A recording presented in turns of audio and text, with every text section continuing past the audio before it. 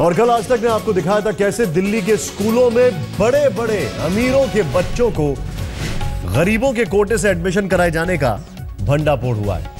आज तक की खबर का जबरदस्त असर हुआ है। पूरे मामले में सामने आने के बाद दिल्ली पुलिस ने एडमिशन रैकेट चलाने वाले सरगना नीरज को गिरफ्तार किया है। साथ ही पुलिस कमिश्नर ने कहा है कि पूरे मामले में वो जांच करेंगे। वहीं दूसरी तरफ दिल्ली के शिक्षा मंत्री ने कहा है कि इसके पीछे एक बड़ा रैकेट है और इसके तह तक जाकर दिल्ली सरकार जांच करेगी।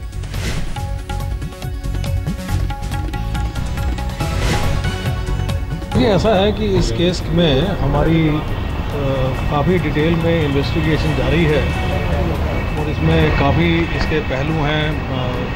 जिन लोगों ने एडमिशन्स ली या अपने बच्चों की एडमिशन करवाए, जिन स्कूलों ने इस तरह से बच्चों को एडमिट किया, जिन्होंने फॉल्स डॉक्यूमेंट्स, कुछ देर आर ब्रैकेटियर्स जिन्होंने फॉल्स डॉक्यूमेंट्स बनवाए, तो हर पहलू की तफसील से जांच की जा रही है ताकि इसका बॉटम ऑफ द ट्रूथ तक पहुंचा जाए और जो भी आवश्यक है इसमें किया जाए। इस पूरे मामले पर दिल्ली के शिक्षा मंत्री का बयान, आइए देखते हैं। ईडब्ल्यूएस का किस तरह से गलत इस्तेमाल किया जा रहा है, हमारे साथ बातचीत करने के लिए है डिप्टी सीएम मनीष सिसोदिया। देखा गया है कि गाइडलाइंस है दिल्ली सरकार की, इसके बावजूद भी अमीर लोग जो हैं वो गलत तरीके से उसका फ़ायदा उठा रहे हैं। क्या करेगी दिल्ली सरकार? ये बहुत बड़ा स्कैम है और इसमें मुझे लगता है प्राइवेट स्कूल्स और हो सकता है कुछ सरकारी लोग भी शामिल हों और बहुत बड़े रैकेटर्स शामिल हैं। हमारे कई सीनियर अधिकारी इस पूरे मामले की जांच में लगे हुए हैं। इनफैक्ट टीवी पे दिखाए जाने से पहले उन्होंने बहुत सारे कागज़ निकाल के रेड्स भी मारनी शुरू की हैं। अभी हमने फर्जी ओबीसी सर्टिफिकेट वाला एक वो पकड़ा है, बहुत बड़ा रैकेट पकड़ा है। तो इसकी परतें अभी खुल रही हैं, मैं बहुत ज़्यादा नहीं बताना चाहता हूँ। ये फर्जी सर्टिफिकेट बनाना, ईडब्ल्यूएस के एडमिशन कराना और ये सब एक पूरा स्कैम है। इसकी जांच हम लोग अपने अपने स्तर पर कर रहे हैं और साथ में जो एजुकेशन एक्ट में अमेंडमेंट लाने की हम बात कर रहे हैं वो भी इसलिए ला रहे हैं कि जो स्कूल इस तरह के फर्जीवाड़े कर रहे हैं उनके खिलाफ सख्त कार्रवाई की जा सके, इसके लिए अमेंडमेंट ला रहे हैं। गलती कहाँ हुई? अब चोरी तो जो लोग शामिल हैं चोरी में उनकी तरफ से हुई। बहुत बहुत शुक्रिया। तो साफ कहना है कि अमेंडमेंट में इसको लेकर जा रही है दिल्ली सरकार और कहीं ना कहीं खुलासा जिस तरह से आज तक ने किया है उसके बाद सवाल खड़े हो गए थे ईडब्ल्यूएस में अमीर लोगों को फ़ायदा पहुंचाया जा रहा है। अब देखना होगा कि दिल्ली सरकार आगे इस पर किस तरह से और किस तरह आगे बढ़ाकर जल्द से जल्द कार्रवाई करती है और जाँच आगे बढ़ाती है। कैमरा पर्सन सतविंदर पाल सिंह के साथ पंकज जैन, दिल्ली आज तक। खास मेहमान हमारे शो पे हमारे साथ जुड़ चुके हैं Ravindra Yadav ji, joint CP crime, आपका स्वागत है सर। और आपसे हम बातचीत करेंगे। हमारे साथ आरती मेहरा हैं, बीजेपी के नेता हैं। हमारे साथ अशोक अग्रवाल जी हैं, president all India parents association और एडवोकेट हैं। आरसी शेखर साहब हमारे साथ हैं, जो डायरेक्टर हैं ज्ञान भारती पब्लिक स्कूल के। आज तक ने स्टिंग में फर्जी इनकम सर्टिफिकेट बनाने वाले दलालों का स्टिंग ईस्ट दिल्ली के जो एसडीएम ऑफिस और उसके आसपास किया था। आज तक के खुलासे के बाद एसडीएम ने धरपकड़ शुरू की है और 2 दलालों को पकड़ा है। अभी भी धरपकड़ जारी है। सीधे चलते, सबसे पहले हमारे साथ रविंद्र यादव जी मौजूद हैं, जॉइंट सीपी हैं क्राइम। सर, आपको पहले तो बधाई, एक अच्छा स्विफ्ट ऑपरेशन किया आपने। लेकिन एक चीज है, इसका जो हब है, जो वो जहां से शुरुआत होती है, वो हम देख रहे हैं एसडीएम ऑफिस से हो रही है। अब वहां पर किस तरीके से आप लोग धरपकड़ कर रहे हैं, किस तरीके से वहां पर इसको नैप किया जा रहा है, टैप किया जा रहा है, उसके लिए क्या चल रहा है? नहीं, देखिए, एसडीएम ऑफिस जरूरी नहीं है हब हो, क्योंकि बहुत सारे जो सर्टिफिकेट हैं वो जो दलाल हैं उन्होंने ही फोर्ज किए हुए हैं। तो इसमें 3-4 तरह के मॉडस ऑपरेंडी हैं, क्योंकि 2 तरह के प्रूफ देने होते हैं, रेजिडेंस प्रूफ और इकोनॉमिक वीकर सेक्शन का प्रूफ, जिसमें 1 लाख रुपए से कम इनकम होनी चाहिए सालाना। तो जो रेजिडेंस प्रूफ है उसमें 3-4 डॉक्यूमेंट होते हैं, बिजली का बिल हो या वोटर आई कार्ड हो, इस तरह के टेलीफोन का बिल हो। और ईडब्ल्यूएस का जो इनकम का सर्टिफिकेट है वो एसडीएम के यहाँ से मिलता है, जिसमें कम से कम तहसीलदार के साइन होने चाहिए। लेकिन काफ़ी सारे ऐसे लोग हैं जो वहाँ पहुँचे ही नहीं एसडीएम के दफ्तर और उन्होंने फोर्ज्ड सर्टिफिकेट बना लिए थे। अच्छा। तो काफ़ी सारे तो ऐसे लोग हैं जिसमें उसमें तो खाली हमें एसडीएम से ये पूछना है कि ये सर्टिफिकेट आपने दिया था या नहीं दिया था। अगर एसडीएम ने गलत सर्टिफिकेट दिया है तो वो जांच का दायरा फिर तब वहां तक पहुंचेगा। ये रैकेट आपके अनुमान के अनुसार कितना बड़ा ये रैकेट है? देखिए, जो अभी हमें पता चल रहा है 2 साल से ये ओपन सीक्रेट था और बहुत ही बड़े पैमाने पर चल रहा था, और काफ़ी सारे स्कूलों में जो ज़्यादातर जो 25% की जो वैकेंसीज हैं ईडब्ल्यूएस की, वो सारे रिच यानी धनी लोगों के बच्चों को जा रही थी। और इसमें मतलब खुल्लम खुल्ला ये हो रहा था कि भाई जो कि स्कूल के स्टैंडर्ड के हिसाब से 2 लाख, 3 लाख, 5 लाख, बहुत अच्छा स्कूल है तो 10-10 लाख का रेट चल रहा था।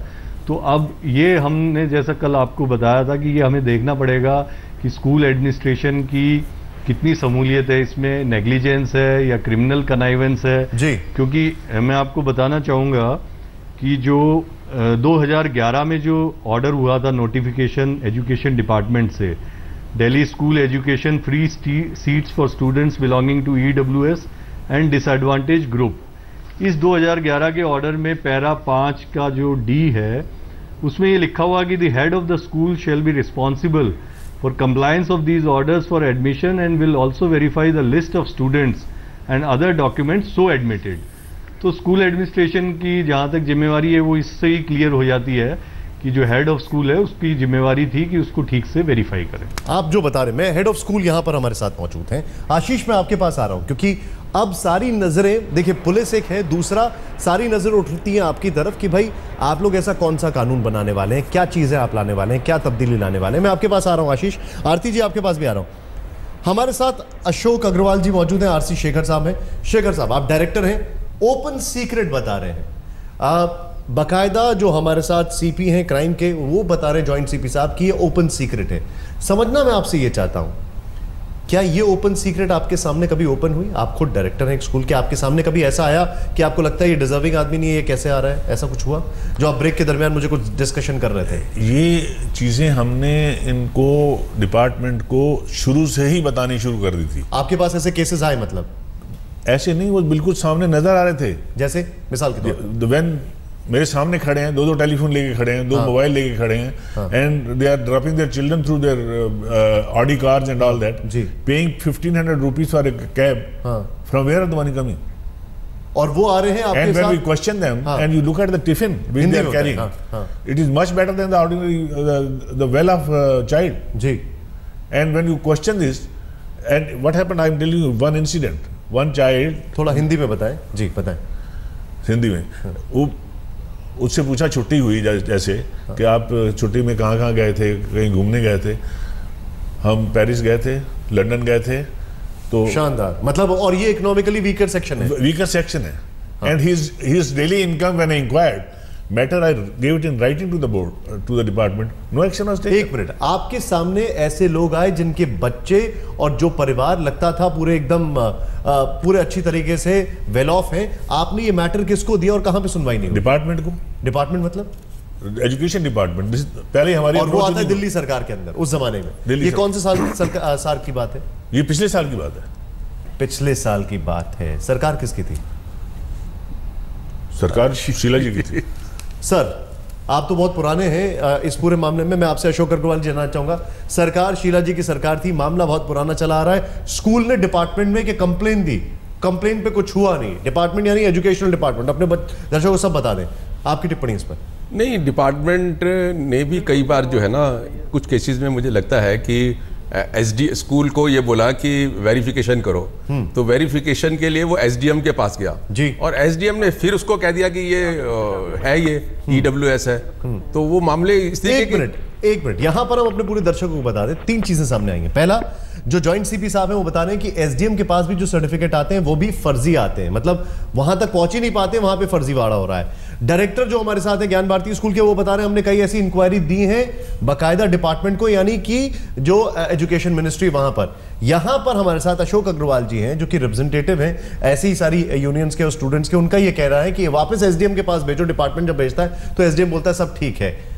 यहां पे गड़बड़ कहां पर है अशोक जी? समझ में नहीं आ रहा कौन यहां पर गड़बड़ कर रहा है। नहीं, देखिए, एक तो हमें ना ये जो ईडब्ल्यूएस है ना, इसको जो डिसएडवांटेज ग्रुप है उसके साथ मिक्स नहीं करना चाहिए, क्योंकि डिसएडवांटेज ग्रुप में शेड्यूल्ड कास्ट, शेड्यूल्ड ट्राइब और ओबीसी और डिसेबल्ड बच्चे, खासकर ओबीसी की तो लिमिटेशन है, बाकी इन 3 कैटेगरी के इनकम की कोई लिमिटेशन नहीं है।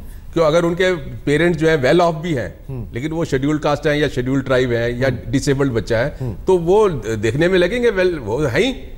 तो मुझे लगता है ये कहीं मिक्स ना करें। एक तो हम सिर्फ EWS के जो सर्टिफिकेट्स होते हैं, इनकम सर्टिफिकेट जो होते हैं, शायद उसके ऊपर कंसंट्रेट कर रहे हैं। और मैं आपको बताऊं ये रैकेट कुछ छोटा नहीं है, ये पूरा रैकेट है।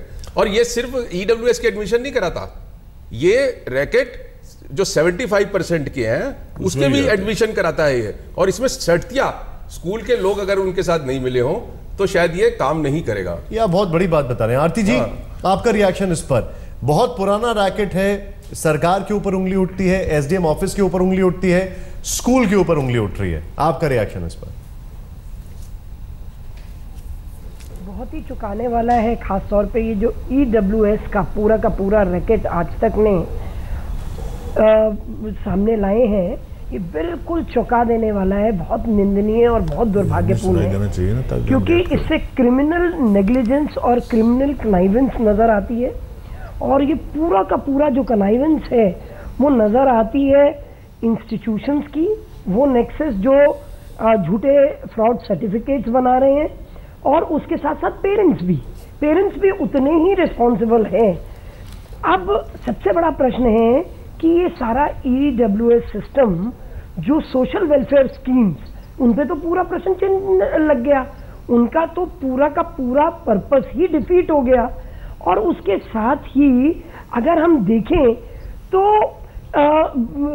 जिस प्रकार से ये हो रहा है उसमें जो एक इंडेक्स होना चाहिए, जो फॉलो होना चाहिए कि EWS के बच्चे इस साल में हमने इतने अचीव किए, अगले साल में हम इतने अचीव करेंगे, तो वो अचीव हो रहे हैं या नहीं हो रहे इसको कोई देख ही नहीं रहा। आपके पास में आ रहा हूं, मैं आपके पास आ रहा हूं। यहाँ पर एक सवाल ये खड़ा हो रहा है, मैं आपके पास आ रहा हूं आरती जी, मैं आपके पास आ रहा हूं।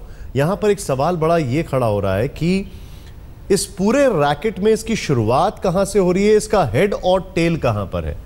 मैं जो जॉइंट CP साहब हैं उनसे समझने की कोशिश करूंगा, क्योंकि यहां पर एक और चीज दिखाई दे रही है जो अभी हमें शेखर जी ने बताई, जो कि डायरेक्टर हैं एक स्कूल के। वो ये बता रहे हैं कि जब हमने कंप्लेन दी उस पर कुछ हुआ नहीं। कहां पर चीजें रुक जाती हैं? वापस आने एक छोटे से ब्रेक के बाद सवाल बनता है, वो सवाल ये है। हमारे साथ ब्रेक के दरमियान हमारी गुफ्तगू हुई, शेखर साहब जो हमारे साथ हैं, जो कि डायरेक्टर हैं एक स्कूल के। शेखर साहब, आप डायरेक्टली जब आपको दिखता है कि ऐसी गड़बड़ हो रही है, जो चेहरा है वो कहीं से भी इकोनॉमिकली वीकर नहीं दिखाई दे रहा, तो आप पुलिस के पास क्यों नहीं जाते हैं, आप डिपार्टमेंट के पास क्यों जाते हैं? हमें जो पहली हमारी जो है शर्त, क्योंकि ये डायरेक्शन सारी डिपार्टमेंट से आती है, तो उनका रिप्रेजेंटेटिव होता है उस समय हमारे साथ। जब हम ये ड्रॉ निकाल रहे होते हैं तो एक रिप्रेजेंटेटिव, लॉटरी जो करते हैं आप, लॉटरी जो निकालते हैं, तो एक डिपार्टमेंट का एक अच्छा अफसर वहां हमारे साथ होता है। वीडियो रिकॉर्डिंग भी होती है, रिकॉर्डिंग होती है, हाँ। ऐसी सारी वीडियो होती है, हाँ। और वो खुद भी वीडियो कर रहे होते हैं ऑन वेरी गुड कैमरास। नहीं, लेकिन आपके पास ऐसा और ओपनली कहते हैं वहां पर कि सर्टिफिकेट जो मर्जी की हम ले आएंगे। नहीं, तो जब आपको ओपनली ऐसे लोग कह रहे हैं तो आप पुलिस के पास क्यों नहीं जाते हैं? देखिए, हमें जो कहा गया है कि आप मैटर रिपोर्ट करिए हमें, डिपार्टमेंट को। अच्छा, एक मिनट यादव जी, मैं आपसे एक चीज समझना चाहता हूं। अब यहां पर ये एक चीज बड़ी समझने वाली है।